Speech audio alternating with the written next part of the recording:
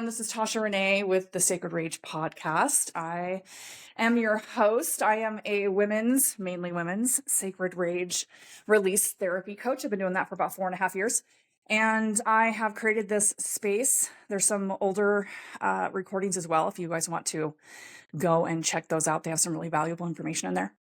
But I've created this space because there's not a lot of, we just need more spaces talking about anger and rage, especially for women. We have the beautiful Chrystal Rose with us today. She's showing her beautiful face. I am not. I'm not in the mood. So, and you guys all know me. I just don't give a fuck. So next time on my next one, maybe you guys will see me, but not this one. So you can stare at beautiful Chrystal Rose. Chrystal Rose, so happy you have joined us. I really appreciate you taking the time out of your Sunday. Yeah, thanks for having me. Yeah. So if you'll do me a favor, first of all, just tell people what you do and also how to reach you. Yeah. So I call myself a transformative coach. I work mainly with somatics, as well as unconscious reprogramming work. I do that with entrepreneurs, and I love working with retailers, especially. And just as of this year, my husband and I bought an archery shop. So I'm back in the retail space, and on this wild journey with him. So yeah. That's incredible. My gosh. Archery. What the fuck? I know. That's incredible. Literally what the fuck is what, yeah. I ask myself that every day. You're like, why did we do this again? The idea was great, but holy shit, this is taking over everything. Yeah. It's fun. Yeah, it is. I mean, what in life isn't going to be all the things and all the feelings, right? Mm-hmm. For sure. So do me a favor and just tell me why it is when you saw me make my post that you were like, oh, I want to come on and I want to talk. Tell me what that's all about. Yeah. So I've been doing the coaching for about 5 years now. Honestly, I started doing it because it flipped my entire life around in the best way possible. And it just felt like something I just had to do with others.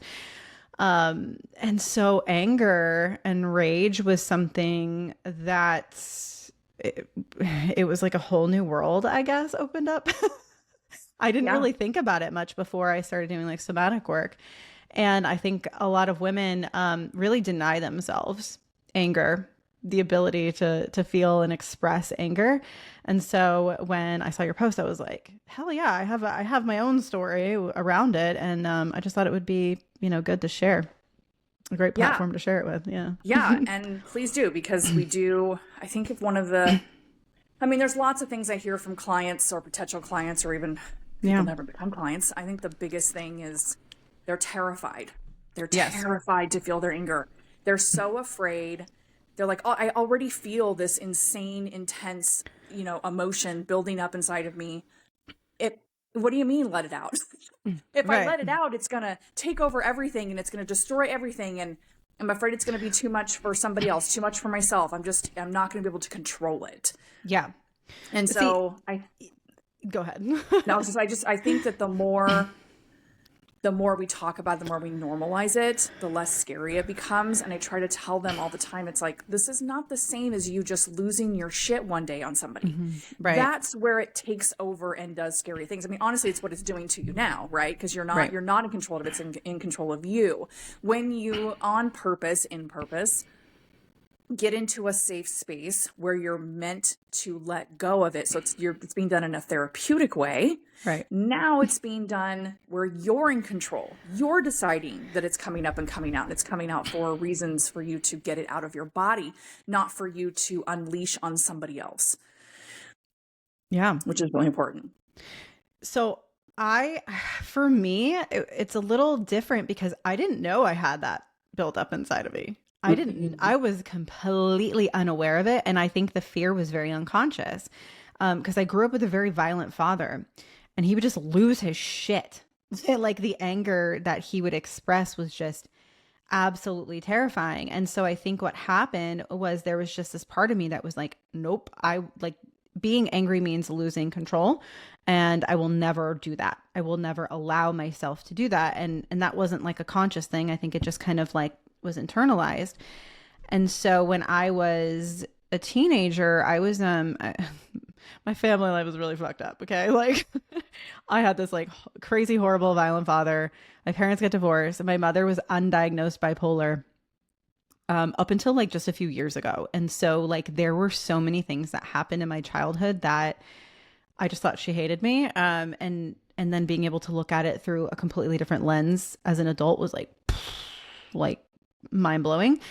And so she had sent me away to a therapeutic boarding school, like a place where like, honestly, a lot of these kids should have been in like jail or like a hospital. And there were kids like me whose parents were just like, I don't want to deal with you. Like, here you go. And I had a therapist, like we had therapy every week. And I ended up, my therapist was like on vacation. So I ended up with someone else's therapist one week. And she goes, where does all the anger go? And I looked at her and I was like, what do you mean? I'm not angry. Like, I like did it. I was like so confused by that. Cause I was like, what? Like, I don't know. What are you talking about?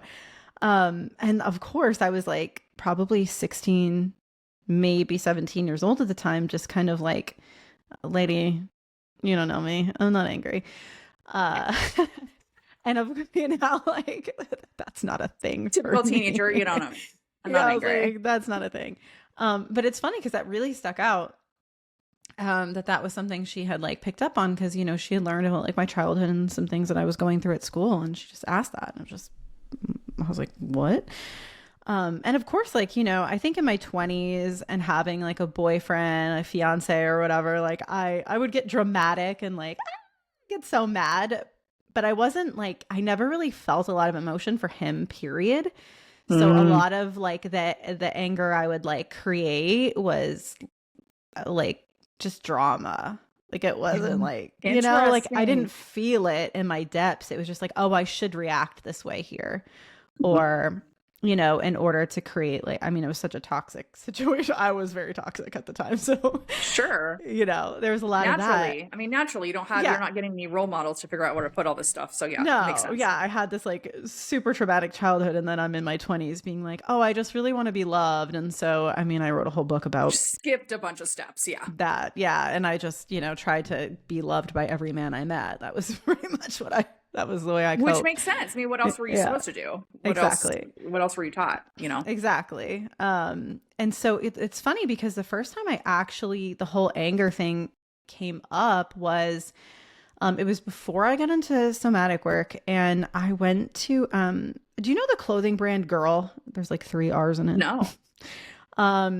I somehow went, they had some sort of retreat, like the founder had some sort of retreat VIP day situation. I don't even remember how I got involved with that thing in Vegas one day. And part of like the VIP situation was going to a rage room. Oh. Yeah. And I was like, oh, this could be fun, breaking shit. I was like, but I'm not angry. So like, I'm not going to. Just like, doing it for dramatic reasons once again. Yeah, yes. I was like, it's not going to do anything, but it'll be a lot of fun. And, you know, we get all suited up, these like protective gear and steel toe boots. And we get into this room and there's like a group of us in this room and they're playing metal. And, you know, I was just like, oh, this will be fun. And I started hitting shit. And it was like the 4th or 5th time I was like, this because why, Chrystal Rose? Because the body keeps the motherfucking score and it remembers, right? And beautiful. I just started screaming as I was like hitting shit. And of course, again, it's like metal and like no one, you know, you're alone in it, even though you're in a room with other people and they're all bashing the thing. And I was like sweating and screaming and releasing. And afterwards I was like, whoa, I had no idea I needed that. Like, I didn't think I had that in me. Yeah. It was just this little like unlock. Here you go. So it like, you know, I didn't really do much with that right after that. It was just kind of like my first real like I got to get in there and really express and feel. And it was a super safe environment, right? Like everyone else was doing it. It was like the place to do it. You could break shit and not get in trouble. Yeah. So I like loved it. And that was like, okay, there's a little bit of curiosity peaked. But then when I got into somatic work, like I kind of tripped and fell into it. Honestly, I was in such like hustler mode. Like, I'm gonna blow up businesses. Like I had 2 businesses at the time. One was nutrition coaching. The other one was like a boutique. And I was just like, I just want to be successful. Yeah. Like that was going to make me okay. Mm-hmm. And this mentor, that I stumbled into, I just thought like, oh, I'm not going to, whatever her curriculum is, like she can't teach me anything I don't already know. Obviously I know everything. And like, I was such an arrogant asshole. And I was like, I know everything. I just want her like business skills, because it was like a 10-month somatic certification. And it was really like marketed as like a food and body thing, but we don't talk about like food and body in that respect at all. It was all like deep somatic shit. And I knew we would get to the business stuff, and I was like, I'm just going to get to the business stuff. She's going to help me like 10x my investment, blah, blah, blah. Well, within just a couple weeks, I was like sleeping better, feeling better, like just, it was weird. And then, you know, in 6 months, I'm like, okay, this is a gift and I need to help others with it. But anger was one of the pieces we addressed in it, and releasing, right. And like releasing energy in the body through movement, sound, breath.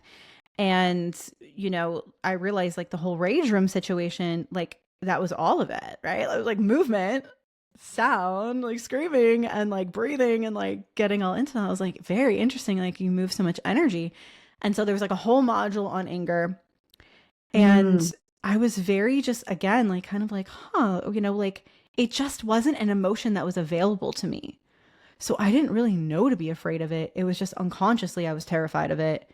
I didn't realize that. And talking in my relationship, you know, my husband was like, I'd rather you scream at me. You just shut down.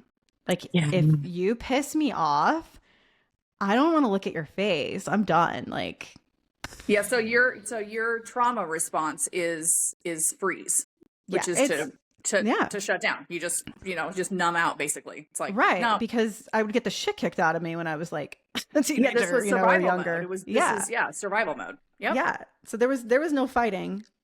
No, there was no fighting, because that would have killed you. I mean, in your brain, and and it could have literally. I mean, if there was violence in your home, you probably could have died. Absolutely, it's a fact. Absolutely, yep. And so the freeze, and you know, it's so funny because I don't think I've ever put that word to that. Yeah, you know, right. I don't think I did, but yeah, it's just I just shut down, and I'm just unavailable and uninterested to like continue this conversation until I can like, I don't know, process something enough to be able to look at your face. Yeah. Like whether I'm hurt. And a lot of the times when I would get angry, I would just cry, and that would piss me off even more, because I'm like, I don't want to be crying right now. Like I want you to see that I am actually very mad, but it would just come out through tears.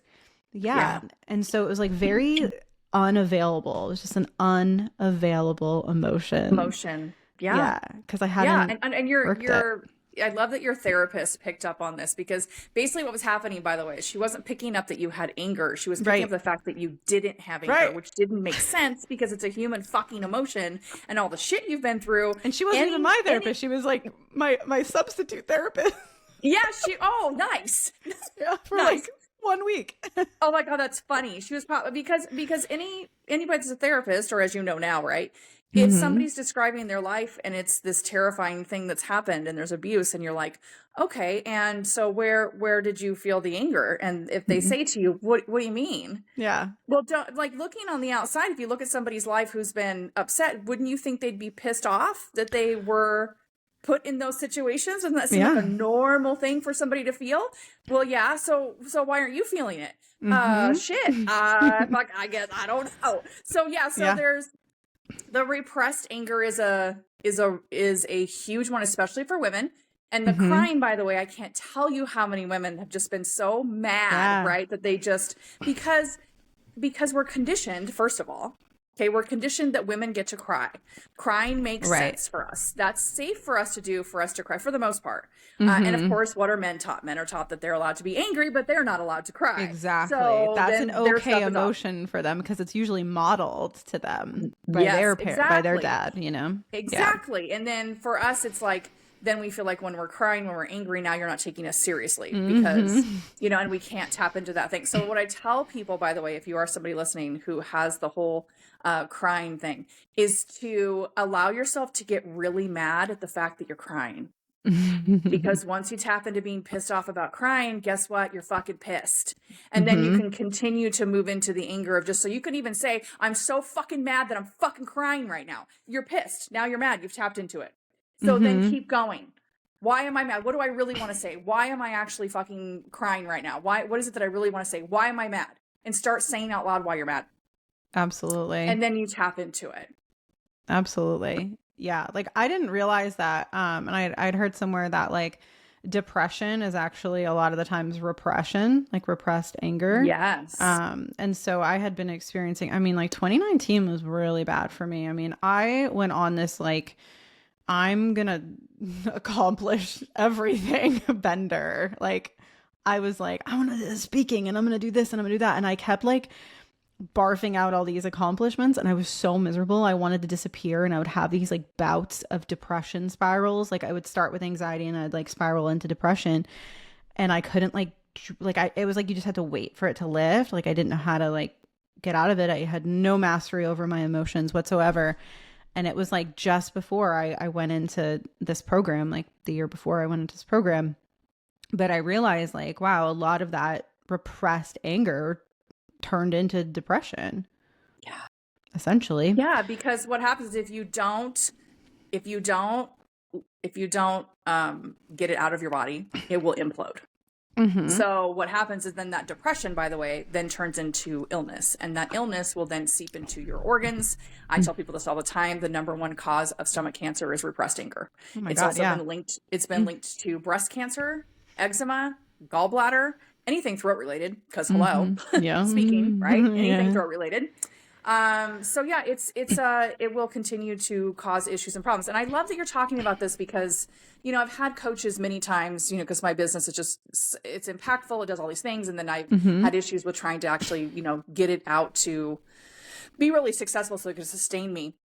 And I had a high ticket coach try to help me change my messaging and all that. She's like, you know, one of the things she goes, I see with my clients, she goes, that are making, you know, hundreds of thousands of dollars, sometimes a month. Their issue is perfectionism, just like what you're talking about. Right. Yeah. She's like, so they would rather do exactly what you're saying, which is I'm going to be perfect and I'm not going to tap into any of that because that's going to unravel everything for me. Yep. Yes. Yeah. Well, and a lot of like one of the things I learned and that, you know, continuing to learn and I work with my clients on is like perfectionism is just a coping mechanism, right? Like it's all coping. Even people who are excessively angry, right? It's like, that's the other side of the pendulum. It's like, that's how they cope with aggression. Because they're like, they're just like wide open into it, right? It's not even like natural expression necessarily. It's like there's something underneath and they're like using that to cope, to like get whatever need it is pain to be met. I mean, relatively, anger is a secondary emotion, right? So if you're angry about something, then it's because there's pain underneath there that you're not willing to face. And then it also goes like kind of the opposite direction. So if you can't tap into your anger, then you're feeling all these other things on top of it. And it's almost like anger. It's almost like that thing that you're doing is now the secondary emotion to anger because it's really the anger you need to feel. But then again, it always goes back to the pain, right? So whatever, if you've got perfectionism, in order to get rid of the perfectionism, so to speak, you got to. It's a safety thing, right? Like perfectionism is like, I will keep myself safe. If I am perfect, I will be loved. And if I am perfect, I will be safe. Yeah. It's like just trying to get those like deep needs met. But most people, like, they don't, you know, we're not conscious of that. We're just like, no, I'm just a perfectionist. It's like, it's not a personality trait. I mean, think about like, right. It's not a personality trait, people. It's not actually who you are. Being it's not a control freak is not you. I mean, think about like any TV show that we see where the person is like really, really super. Like, I just watched Sirens. Have you seen that TV show yet on Netflix? Not yet. It's on our list. So there's one of the main characters. You know, I would say her trauma response is definitely fight already, and the other main character, hers is perfectionism. And she works for somebody who's totally perfect as well. And it's funny because in the show, and all of these shows, it's the same fucking thing that happens. There's always anger that comes out and then the pain fucking underneath it. Right. So how can we, so let me ask you this question now then. Yeah. How did you use that to make your life better? How did you take that, what you learned about anger and the way that you now know how to process it and all the things? How are you using that to make your life better, your business better, your relationships, all the things? Yeah, so I had to really like meet it, right? Like I had to be like, okay, this is something I have to almost like work like a muscle.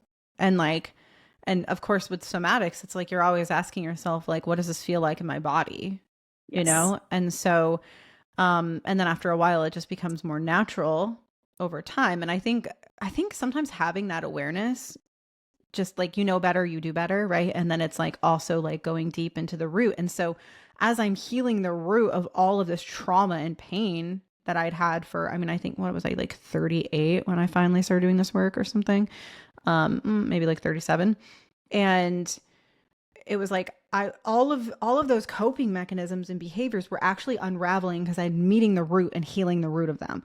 And so I just like continually kept meeting these like parts and pieces of myself that were like afraid, angry, and I let them be what they were. Like I met them and it was like it's okay to be pissed off. Even like the inner critic, like you're a piece of shit and you suck and like why aren't you successful enough? Like I would meet that voice and be like, "Oh my God, thank you so much for trying to keep me safe. I know you're working so hard to keep me safe so I don't like screw up and feel shame and like, all of that. Like, thank you. I love you. I love you." And just like doing that hard work for years on myself.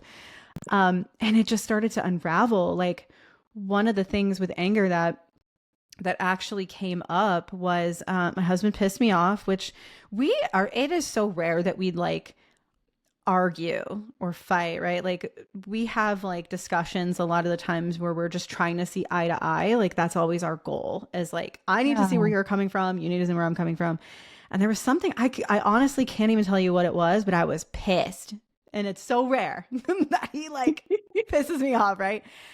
And I remember like grabbing my food and like going into my office because I was like, I just need to walk away because that's what I've done, right? Mm-hmm. And he followed me in there and I just let it rip. I just started screaming at him.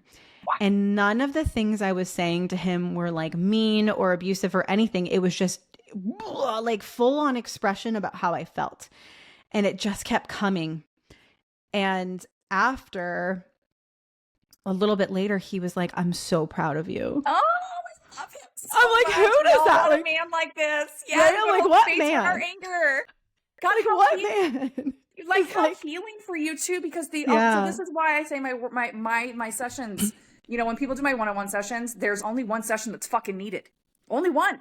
And there's a Yeah. reason why. It's this right here, what you're talking about, is when you finally get witnessed in a positive way, because the only witnessing you've had is Yes. an environment where you were going to be more harmed from this. And when somebody says, "Fuck yes, I love that you just did that," it is the most Mm-hmm. healing thing ever. It heals, almost all of your wounding in this way. It was so Ah, huge. It was so huge because again, like he was like, "I'd rather you scream at me than shut down. I yeah, hate that you and he shut meant down." it. He actually meant that. Yeah, because like, I mean, in his family, like he has, he had some stuff to kind of work through osmosis, like of us being together.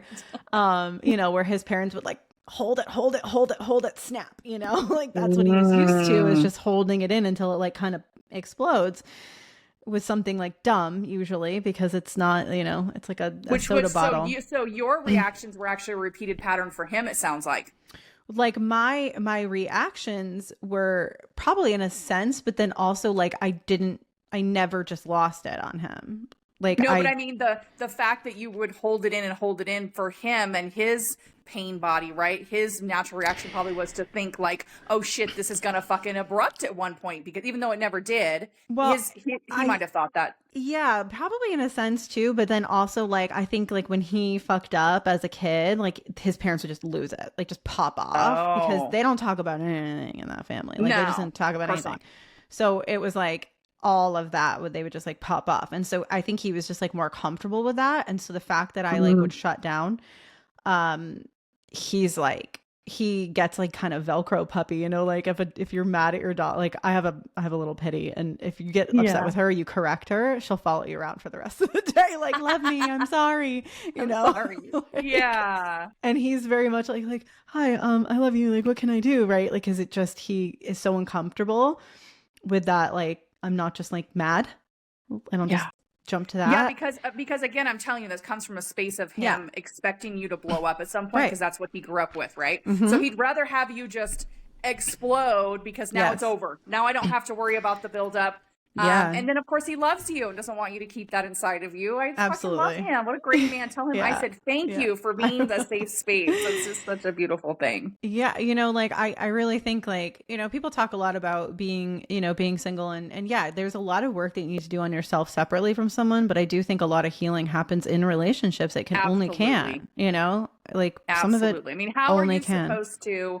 I've been saying this for years, that like, because I haven't been in a relationship. I haven't been in a long-term relationship for coming up on 9 years. And that was only a 3-month relationship. I've been in anything long-term for 18 fucking years. Wow. Yeah. And so I know that one of the reasons is because subconsciously I've known that there's a lot of shit that's going to have to be worked through once I get into a relationship with somebody. So yeah, there's only so much work you can do on yourself that you need a partner with. Well, and you know, I kind of I relate a lot of things to food, because I did spend a lot of time in the nutrition space, but it's like, you know, if you have a trigger food and it's like, let's say it's like Oreos, right? And like, you're just like, I'm just getting rid of all of the Oreos because I can't control myself around them. And so if you don't keep them in your house and months and years go by, and then you're at a cookout and someone has a shitload of Oreos in every damn flavor, and you guess what you're going to do? Yeah. Because you didn't actually work on, like, you did it in a vacuum, you know, like you never got to test the trigger, or check it out, or see like, how far have I come in this particular thing? And so, you know, it's like, yeah, you can't really work on something while you're inside the trigger, but like you can practice and get those reps in. And then, you know, then when you're faced with it, it's like you have that automatic kind of unconscious response. And so, yeah, there's some things that need to happen in a relationship. And it's not like you're using that person to like heal, but it's like, yeah, there has to be. Kind of, not on purpose. It's just naturally happening. Yeah. And if you're working on some things, like, it's going to get poked, of course, by your significant other. You know, like, no one can trigger me like my husband. Right. Exactly. Because there's vulnerability there. Yeah. Right? There's a whole conversation. I'm sure you know Brene Brown, obviously. You know, her whole thing is like, you know, you can only experience as much joy and happiness as you can vulnerability. You can only experience so much growth, depth, all the things. You have to be willing to be hurt in order to, you know, figure out who you really are. I tell my clients that all the time. Like, I'm like, your depth of joy is a lot of the times dependent on your depth to like tolerate pain, or like experience pain. And if you're avoiding pain and avoiding being sad, or avoiding being angry, or avoiding literally any feeling you deem as negative, like, it caps your joy. Yes, it does. And the thing is like, I love you using the Oreos, because that's just so interesting that like the same thing with again, anger. So if you decide you're not going to feel anger, the Oreos, and you put all the Oreo anger away in a cupboard somewhere, and you just don't deal with it, then one day it's, so thankfully for you, your oh my God, I have this, happened in a secure, beautiful, safe environment. Yeah. Somebody else's might happen in a work environment, or in a relationship, or with their, God forbid, their kids, right? So like, this is why it's important that if you're hearing this and you're like, I can't tap into my anger either, that it's really important for you to start doing some sort of somatic exercising, get yourself to a rage room and do the same thing and see what happens when it comes up. Go to a fucking retreat that's offering, you know, anger as something to look into. Do a 3-day event. I mean, there's so many people that are offering anger stuff, by the way. Yeah. And like, honestly, like, even if it's like, that's not available to you, or like, you can't afford, like, put on like Limp Bizkit or something, and just loot, like, you know, or like, get like one of those days. Yeah. Like, get like a pool noodle and like bash your mattress, or like punch your pillow, you know, like, do something that's not going to hurt you or anyone else, but allows you to just physically kind of lose it. And I would tell people, when you're doing that also, like, for those that feel safe to do it also, I mean, a lot of people, again, are really, especially have repressed anger, they're so afraid that if I let it out, it's going to be too much and I can't handle it, can't do it. I mean, I would suggest that if you're feeling that, for you to have a supportive person that's going to help you. I mean, give it a buddy and do it together. Be like, you got some shit to work through? Cool. I'm going to watch you. You're going to watch me. And we're going to fucking do it together and say, fuck it, you know, or again, hire a coach to walk you through the shit, you know, whatever.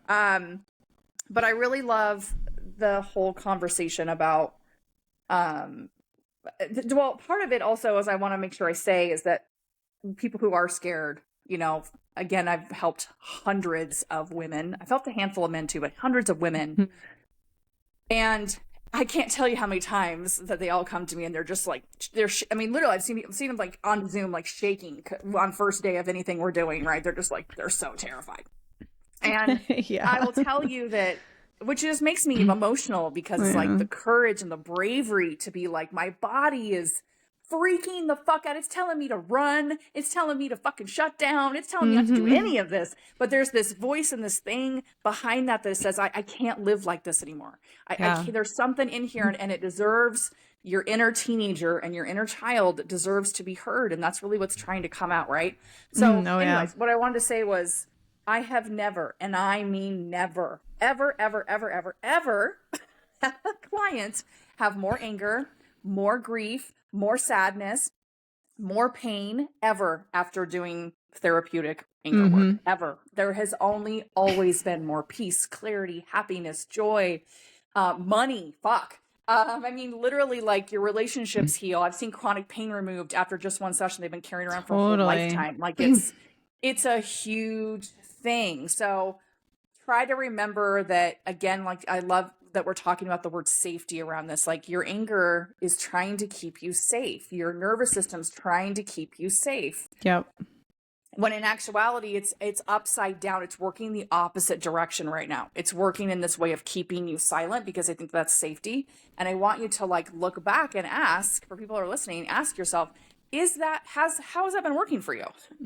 Is that actually keeping you safe? Because I would guess that it's fucking not. I mean, we're 30 minutes in, you're still listening. There's probably a reason for that. Yeah. Like, your body, I say that too. I love that you ask your clients that question, is like, how do you feel in your body? I say things and I'm like, what's coming up for you? Yeah. What are you feeling in your body right now? And every single time, for somebody, it's like, I'm doing like a discovery call with somebody. It's like, they're like, I feel like I'm going to cry. My body's like totally reacting to that. It's like, yeah, that's because you're going to have a massive release and you're going to fucking feel amazing afterwards. Even though you're, because it's like, they're like, even like on a discovery call, it's like it's in their awareness. Like, they're allowing themselves to look at it when normally they won't, or they don't. And so it's like, oh shit, I'm really facing this. And then it's like emotional, because you're letting yourself get like close to it. Yep. I always tell people at the beginning of all my discovery calls, I say, I just want to acknowledge you having this conversation. Even if we never work together at all, I want you to be so proud of yourself, because there's so many women that want to have this conversation. They can't even do this first call with me, because they are that terrified and they're that scared. Totally. So yeah, it's a big deal. Like, and the work, really does ripple out into ancestral lines. And I mean, think about, where did your mom have how old are you, Chrystal Rose? I'm 42. Yeah. So I'm 49. So, where did our mothers have a safe space to do this? Nowhere, for the most part. Where did their mothers? Their mothers. Right. We're literally like the first generation, really, that this is like almost like a popular thing to fucking do. It's like a way more accepted space to do it in. Yeah. It's interesting too. And then you talk about men, like, I had this male client, and like, of course, anger for him was super accessible, very easy. His dad was always angry. And I always like tell people, I'm like, if you're on one side of the pendulum, like, you're going to swing to the other before we kind of find equilibrium, right? Because if something's been turned off completely and it's just like not accessible to you, it's going to be like, vroom, and you're going to go right into it and be like, holy shit, why? Yeah.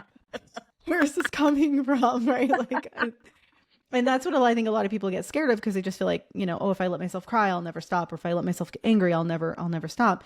And he came up to me in person at one point, because we were both at an event, and he was like, when am I going to stop? Because he would like start crying at when he would get hurt or upset, like in like groups of other men, or like his like siblings and something. And he's like, this is horribly inconvenient. Like, when is this going to stop? And I was like, just give it some time.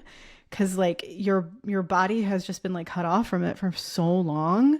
that you're just really experiencing all of it. And eventually, like, we're going to sway until we get into the middle, and now you have access. If you were meant to only, you're not, artists don't only use one color to paint, right? Like, we were given the whole range of human emotion for a reason.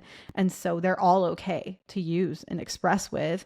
And when we shut one down because we think we're not allowed to, it's not okay for us. Like, when we finally like turn it on again, it's gonna be like everything comes out. Yeah, and I think what if anybody else is listening to this too, and you can tell this to your clients as well, when they start to feel, so like what I would tell your clients was feeling that is like, first of all, be telling yourself this is coming up to come out. This isn't coming up to cause more problems. It isn't coming up to be now my new fucking normal. This is coming up to come out. Like, I got this visual, and I can't believe I've never used this visual before in this metaphor. But thank God to my father, who used to lecture me in metaphors my whole entire life. It's the only time I ever got attention from him. And so now I see everything in metaphors. It's kind of funny. But it's a balloon, right? And the balloon has been filled with all this air. Okay, and the air is your anger, your repressed shit, whatever the fuck it is. It's just been repressed in there. And at some point, you may be a person who the balloon then fucking completely fucking pops, and then it fills back up, right? So I want people to think of their repressed stuff like, oh my God, if I let it out, it's never going to stop. The air is going to leave completely from the balloon at some point. It's not just going to be a balloon that just holds on to air. It's not.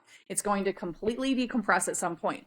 Now, when it comes to how much shit has been up and inside of you, that's how long the balloon will be decompressing, so to speak. But again, when you're doing it in a space of therapeutic, you're doing it therapeutically. I mean, it comes out a lot quicker. And what's left afterwards is this deflated balloon. It's not a balloon that's now filled back up because you let stuff out. Like, that's not how it works. You can't, the air that's out doesn't get shoved back in, is what I'm trying to say. Yeah, exactly.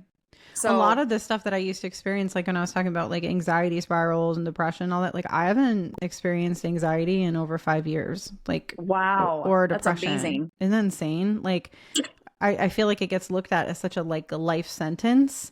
And it's like, no, there's actually healing work that can be done that can unravel that. And it's insane. Like, it's amazing. Yeah, I definitely have anxiety issues. I still kind of deal with them from time to time. But I think the difference, I tell people this all the time, is like, the difference is now it doesn't overtake my life. Right. It doesn't make decisions for me. Right. I can articulate. When you do anger work, you're now able to articulate and think during your trauma response. I mean, think about the priceless freaking payoff that is. Like, most people, let's say you freeze down and you can't say anything, and you just freeze down and or you flight, you want to get the fuck out and you want to run. And you can't stop yourself because you can't say anything, or you're in fight mode where you pop off and you say things, or you might get violent with somebody. Now you're able to think, oh, literally, you think to yourself, oh, I'm in my trauma response. Okay, so and you can actually tell somebody, hey, I'm about ready to get violent. Or I'm shutting down right now, and I don't want to shut down. So I need to start talking about what it is I'm feeling right now. Can you hold space for that? Or if you're somebody who does fight and you need to be like, I need 10 minutes. I just need 10 minutes so I can cool the fuck down. But you're able to say what you need in the middle of what's happening to you. So your trauma response doesn't necessarily go away. You just learn how to communicate through it so it doesn't fucking control you or make decisions for you anymore, which is, again, priceless. Yeah, and I think both, like, there are some things for me that, like, everything started to become like almost like a slow motion movie, like in triggers or in like responses. Like, it was like, oh, now I'm like seeing it all happen instead of like just quick react. And so sometimes it was like I would still react the way that I normally would have, but I was like seeing it happen as I was like doing it. And then it was like the choice became available to me. And then now, because like, I do a lot of unconscious reprogramming, rewiring work. Now it's like, it just goes, I automatically do the thing, like something different. And like, I have clients who, we'll work together for like 6 months or like a year or something.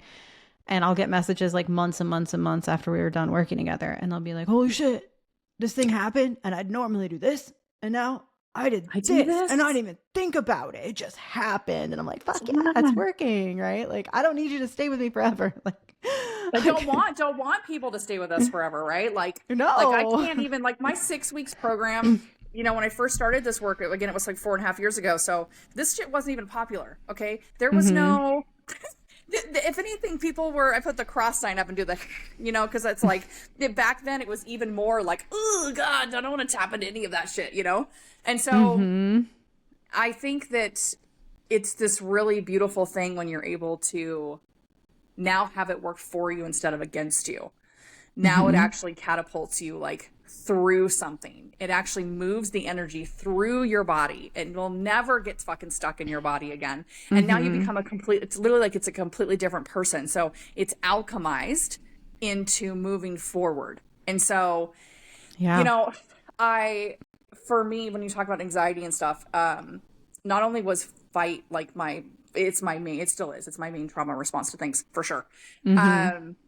But I was agoraphobic for like 15 years. So Wow. I like couldn't leave my house, or I couldn't be more than like 10, 15 minutes from my house before having a massive panic attack.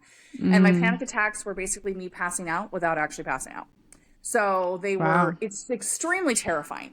And I tried everything. I'm also a Reiki practitioner. So I tried Reiki, I tried Mm. hypnotherapy. I'm also a hypnotherapist. I tried, talking to someone. I tried everything but medication because my body's just really says no to medication for me Same. personally. Same. Yeah. So I never did that.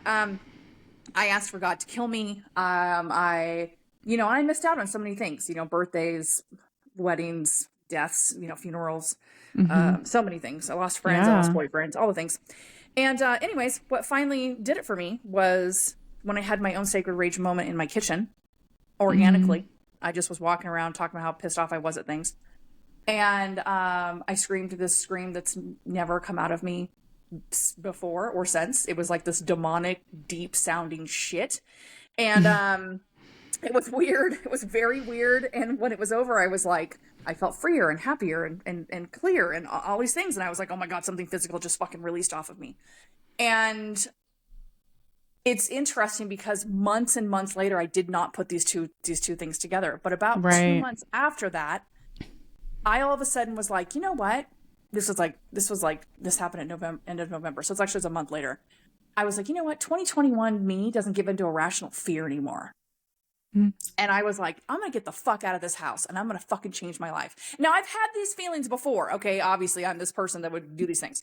But this was different. And I just was like, I asked God to download some sort of relaxation process for me because I remember hearing that a body cannot feel anxiety if it's relaxed. Like the two things cannot go together. So I was like, if I can get myself fully relaxed, okay, Yeah. then I can get out the fucking door. Right. So I've heard someone say like if you're not breathing or if you're thinking you're not breathing, and if you're yes. breathing Ooh, you're not interesting. thinking. Yeah, so Yeah. get into your body, right? So I went and did this process where I did this full body relaxation technique, and then I would go sit upstairs in front of my huge TV on the edge of my bed, and I would watch these point of view driving videos because that's where my panic attacks would happen, was in the car. And I went through all Mm. the emotions, right? I went through and I was like, I'm going to do this for 30 days and then I'm going to start getting out of the house. And I did it for 2 weeks and started falling asleep in front of the fucking TV because I was so relaxed watching these point of view driving videos. I would just pass out. Mm. And so I'm like, I think I'm ready. So here's the difference. The difference is before, when I would try, I still could not leave the house. It did not matter. Mm. This is before, didn't have the relaxation technique, wasn't doing the specific thing, but I didn't have the courage to get out the fucking door. Mm. And after this alchemization of my anger happened in my kitchen, I would reach for the door, terrified, crying, feeling like I was going to like pass out again. And it did not matter. I was like, I don't care. I'm getting out of the fucking house. And I remember one time reaching for the door and being so scared, I blacked out. I reaching for the door. The next minute we were in the car on the way down the road and I have no idea what happened in between. Like I was that terrified, but Wow. it was my sacred rage literally wouldn't let me stay small anymore. Like it literally, and it took me 2 months, but I healed myself past that shit in 2 months with no medication and no fucking therapy. That's I did it amazing. on my fucking own. And then I moved to Hawaii a month later, packed all my shit, sold my stuff except for 2 duffel bags, moved to Hawaii without even knowing where the fuck I was going to be living. This girl, me, who hadn't left the house in 6 months, the longest it'd been in 15 years that I hadn't left the fucking house. Oh So my God, that's so wild. this is what I'm talking about. It's Yeah. and I'm not just like, that's not an uncommon story. Like there's so many stories of people who have this done. So like, I really want to and tell people that like, when you have the courage to do the things to really face your anger, you're freeing yourself. You're not shackling yourself more. You're freeing yourself. And even that freedom can feel terrifying because you don't understand what that fucking looks like. Your brain cannot comprehend what this looks like. Right. And so kind of like with you, you know, being able to follow your instincts of like, oh, I'm just going to go and like see what happens at the rage room. This sounds like it might be fun. Like, I want people to have that curiosity of like, there's something inside of me that says, oh, this might be something I need to do. I want you to follow that and see where it leads you. Get curious. Get curious on why that's coming up, because I'll tell you, people who don't need this work go, oh, I don't need that. And I don't mean it like, I don't need that because I don't need that. Like, you're all like shitty about it. I mean it like, oh, I don't need that because I've done it. Right. Yeah. You know, I've already dived into that. I've already done the work. I've already faced my shadow in those ways. So if you're, so those are the people. But if you're somebody that's like, I wonder if that's me. Bitch, it's you. And it's you in such a huge way that I can't even like fully express that to you or like figure out a way to like help you understand that. That if on any level your body's reacting to what we're talking about, or you have a, that might be me. I'm telling you, it's the same thing as Chrystal Rose going, this might be fun, and then realizing shitload of stuff. Yeah, I was like, oh damn. I love that story so much. I mean, even if you are like, this is a thing that I've been trying to like figure out how to make it more fun. Also, is like, have you ever seen the like meme or the quote that people have? It's like, oh, let's all go scream and get food after. Have you seen that thing? Okay. And there's like hundreds of comments on anybody that puts that up, by the way. And it's so fucking irritating to me because I'm like, I have something that will fucking help you do that. And you all, I want to do it. I think it's it's such a hard, like, there's like just such a emotional or like shame hurdle or something to like big time try that. Like, one of the things I do with a lot of my clients is screaming into a pillow. Yes. And, you know, they're like, I don't want them this stupid. You know, like they're just like, that's so dumb. And I'm like, and depending on the type of person they are, I'm like, do you want me to do it with you? Because there's some people who like, they just don't want to do alone. So I'll get a pillow and be like, let's freaking go. Let's scream. Yeah. And there's some that are just like, nope, I got this. And it's like, okay. By that third scream, they're like, oh my God, that felt so good. They all say, every single person says every that. time. Oh my God, that every time. So amazing. Every time. Yeah. And I'm like, yeah. And like, you were so resistant to just trying it. They're like, I don't even know that was in there. Right. And it's like, yeah. And it's so simple and it's so small. It's like, you don't have to go to a whole rage room. It's like, we're just going to do this right here, right now. Like, let's just let it out, see what happens.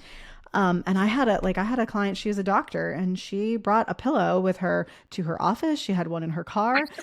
She like had one that she like would give to her kids so they could both do it at once. Like, you know, cause like, she just like would pop off all the time. And I'm like, if you find yourself pissed all the time, like you just got to let it out, right? It's like shaking a soda bottle. It's going to really pop at the most inopportune time. But if you find that there's all this, like you have all this anger, all this rage, like just keep letting it out. And it becomes like almost enjoyable. It's fun. I love screaming now, right? Like I'm like, I just need to fucking scream. Like, for me, having a fight trauma response, like it's like, it's righteous anger, right? Which means I pick my battles. And I love it when somebody pisses me off to the point where I actually get to fucking yell at them because I'm like, you know, here we go. Because I'm not going to, there's no guilt afterwards. There's no fucking shame attached to my anger anymore. You know, I mean, don't get me wrong. There's been a couple times I found myself in a situation where I popped off and I've been like, fuck. But again, here's the difference. The difference is I get to forgive. I don't have a problem forgiving myself and being like, okay, you know what? I'm fucking human. Let me go take responsibility for this. Let me apologize. Let me not do it again. You know, so there's all those things. But yeah, I feel like that's maybe what I need to do is I need to just put a flyer up somewhere that just says, we're all going to go to a rage room, scream our faces off, and get fucking food afterwards. Let's go.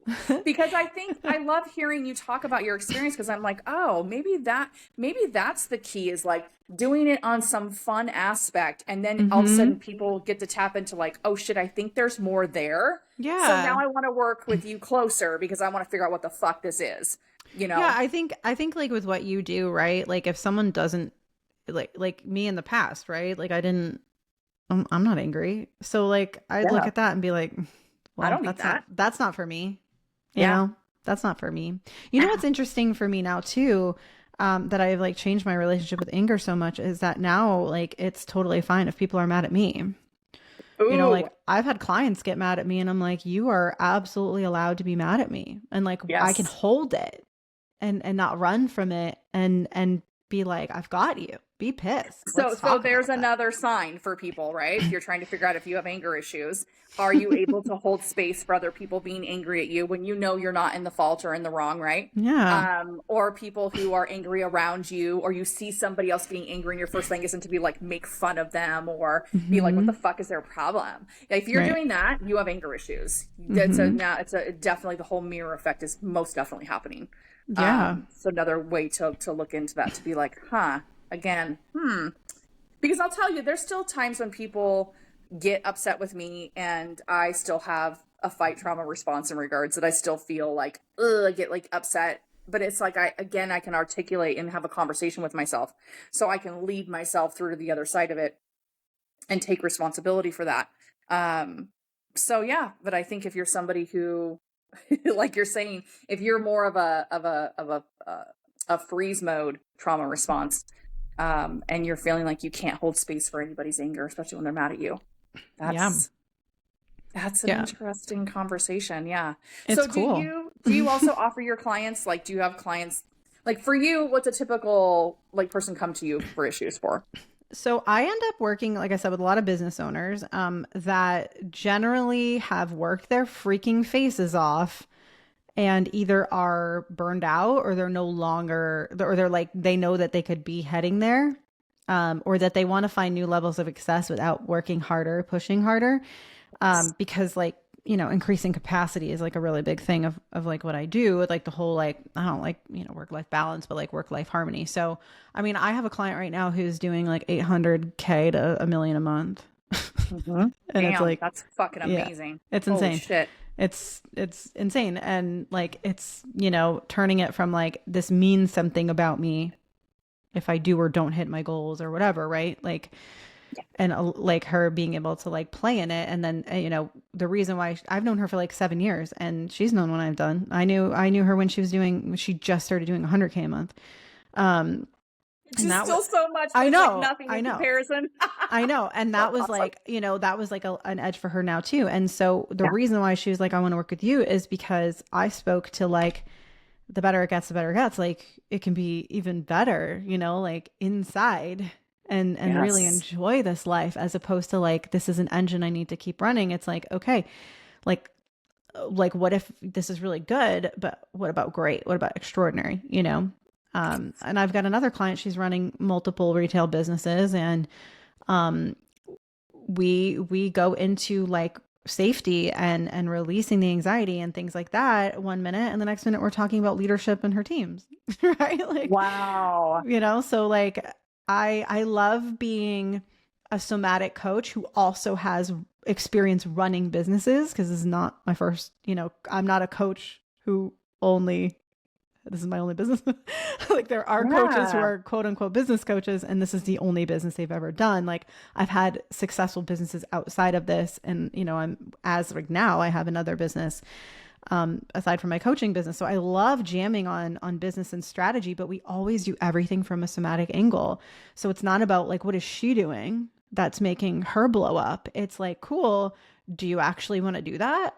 Oh no, that feels like death in your body. Great. Like let's find what Then let's actually do it. does work for you. Like let's find Yes. what feels like open and exciting for you. And so that's really fun for me because the women that come to me aren't the ones that are like, help me, save me. They're like, I like what you're doing. I like your vibe. You're chill as hell. Even when shit blows up in your face, I want that. Mhm. Yeah. Like, I Yeah, want that. that really nervous system regulation, right? Yeah. Yeah, Because that I'm they see not that like you're shoving it down. It's not like I'm like, everything's great and I feel great all the time. right. It's like, no, like shit literally explodes in my face or things go wrong. And I don't feel like I'm being chased by a freaking lion when I get a mean email. I'm genuinely chill. Yeah, because there's nothing, there's no balloon with a bunch of air in it. None. You know, it's like the balloon gets filled with air and then you let the air out. I mean, that's the whole point, is to Absolutely. keep the balloon pretty much deflated as much as possible. And that's Absolutely. you get to definitely, so, you know, I do somatics in my work as well. So I have a 5-step process. Yeah. And the first step is people telling their full story, right? How many spaces do we get into where we can tell our full anger and pain story, and without feeling like it's, you know, you're taking up too much space, all the things. I've had some people speak for 20 minutes. I've had some people talk for almost 2 hours. Wow. And then the next step is an anger purge list, which is them writing out everything you've ever been pissed off about in a specific format and then reading that out loud. I've had people puke off just writing their list. Wow, yeah. I had one woman who was like, I was going to do your 1-day event, but I can't even come to it because I just realized all 10 years of my anxiety were related to my anger and I had no idea until I started to write this damn list. She goes, and now I'm puking. Now I'm literally, I've thrown up twice. And I was like, okay, cool, awesome. You've done enough work. That's fine. Wow. And then we go and do some somatic shaking. We do some primal breath work. And then we go into screaming. So you have to get in what I've noticed. It's a combination of all the things, right? You have to use your voice, you have to use your body, and then you have to use your voice again in another way, cathartically. You have to get into the primal space. My clients scream on average for an hour, and I've seen them go for up to fucking 2. Wow. So, and every single one of them is like, I don't, what do you mean? Like they have that reaction. They go, I could never do that. I had one client, I only say names and stories when I can, by the way, when I have permission. One client who we went through the whole process getting ready to stand up and scream. She goes, wait. I can't do it. And I was like, okay, well, she's like, I just don't know if I can do it. And I was like, okay, well, you don't have to. She's like, what do you mean I don't have to? And I was like, you don't fucking have to. We're not making your body do anything it does not want to fucking do. We're not doing what you've been doing to it, what everybody else has been doing to it for years. And she was like, but I paid for it. And I said, girl, we'll reschedule. We'll reschedule a whole nother day. I don't give a shit. It is fine. Your body is safe to do whatever it needs to. I go, how about we do this? How about you start and you try? And then if you can't, that's fine. We're not going to, you'll just turn off your camera and we'll schedule another day. And she goes, okay. Chrystal, why did this woman scream for 2 hours? I love that. So a lot of it is, again, like giving your body the ability to show up for you in ways that you don't think it can. Like if you're feeling the whisper of like, I should do this, I should be there, this is for me in some way, I really, really, really just challenge you to follow that, because it means there's something big behind there that hasn't been given space to fucking release. I love how I always love how everyone has like their process, like that they take people through, and how like the similarities and also like the differences, you know, like oh my gosh, I can't even tell you how many therapists I've had that I've had to like tell my story to. And like usually on like the very first session, because I would just dissociate. I'm like, bye, I'm out of here. I'll return when I'm done with this, telling you about this. Because I was always like, I got to get you up to speed because my life is fucked up. And like, we just need to get there so then we can like figure out how to make it better, right? And they would just be sitting there like, almost like I was some kind of like freak show.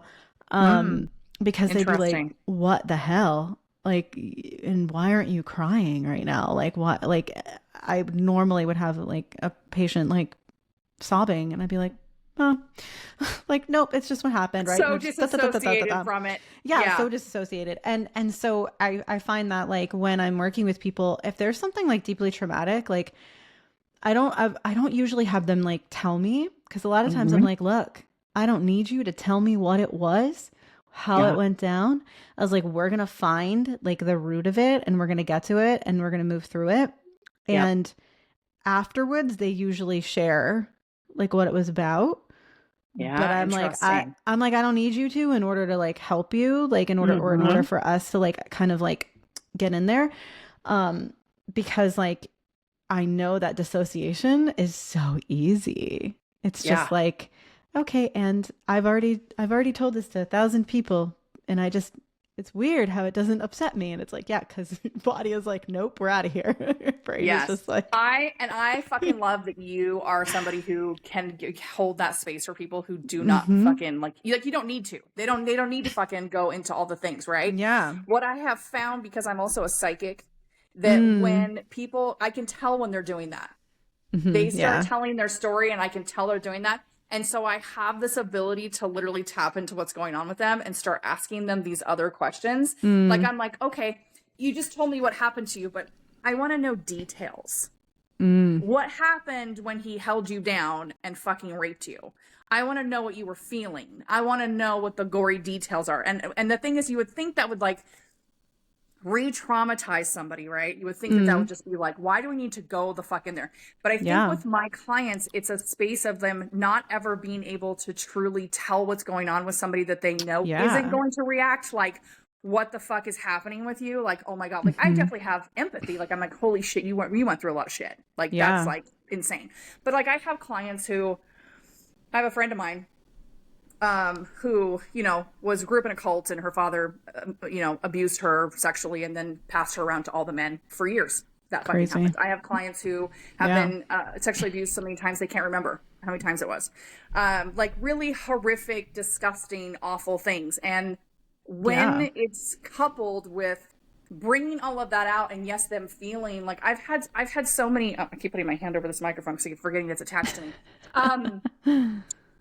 I've had people tell me like, oh, I've told my story into all these groups and all these things so many times, but this was totally something different. And I think it's because in the beginning, what I'm telling people is like, you're not just telling your fucking story. You're telling it to get it up and out of your organs. We're getting it out of your body. The feeling that you're feeling, the scary, the disassociation, that's the feeling of it leaving your fucking body. It's not going to feel the same anymore. So I've had coaches literally they've worked with their clients for sometimes 1-2 years and can't get them to tap into their fucking anger. I mean, at all. Yeah, and so it's hard. So then they send them to me. And on day one, these people are tapping into their anger and they're like, I don't understand. I'm like, well, one of the reasons is because your coach is now somebody you feel safe with. So now you feel like you're going to be too much for them. It's now, in some aspects, it's now this fear of like, oh, if I show you my anger, this person's not going to love me anymore. They're going to abandon me. Whereas you're getting in a space where it's somebody specifically meant to hold space for this. That's, you know, you're technically not technically, but people feel like, you know, I want you to give into space of like, oh, if I don't show my anger, I'm actually not doing what I'm supposed to be doing in here, which is the opposite of any other container, right? Right. So, yeah, I think it's like, you know, part of like being a skilled coach facilitator in this space is like knowing what your people need, right? Yeah. Like knowing and I what think we all need different things. Totally. Like everyone is different. And like that's why I usually, you know, I tell like my one-on-one clients, I'm like, you are the content. Like, I don't have this like play by play, you know, for the next 6 months, because guess what? If I come in here and be like, we're doing this today, and you have something else you're bringing, like if I'm trying to force what I'm trying to do, like it's not going to work. Right. You know? And so it's like being able to like meet people where they're at and know like, okay, this is what they need right now. Like they need to share this, or they need to be held in this, or they need to lose their shit. And like, I can take like, and people need to know when they work with someone, right? Like I can take whatever you've got. Like you cannot surprise me. You cannot scare me. You cannot freak me out. Like you are not too much for me. You're not too big for me. And I think that that's, the biggest part of coaching is having like walking the talk, right? Like having your own embodiment and being so solid that people can feel it and be like, oh, she's got me. Right? Like I can go to Tasha and I can fucking rage because like I can feel that she's got me, you know, and that's something that's so important to me.